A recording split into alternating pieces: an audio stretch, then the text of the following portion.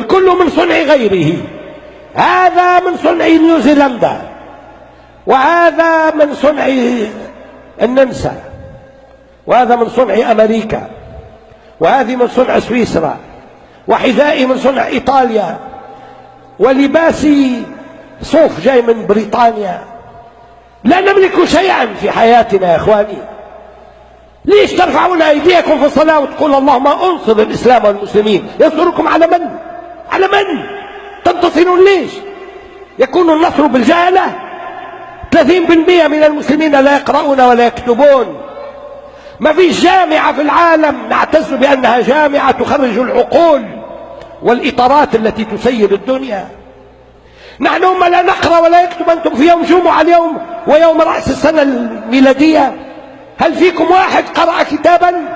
اسمحوا لي، لا نقرأ ولا نعلم زوجاتنا أن تقرأ، ولا أبنائنا يقرؤون. العربي يقرأ 0.79 كتابا في السنة، 3-4 كتاب، والياباني يقرأ 80 كتابا في السنة. كيف أكون أنا مثل الياباني؟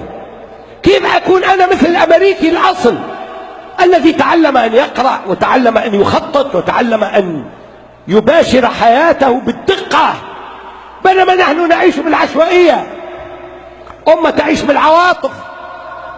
ولذلك إن كنتم تريدون أن تتابعوا مسيرة النبي فعليكم اتباع نهج النبي. قال اقرأ باسم ربك الذي خلق، قال كل يوم تطلع عليه الشمس لا أزداد فيه علما يقربني إلى الله فلا بورك لي في مطلع شمس ذلك اليوم.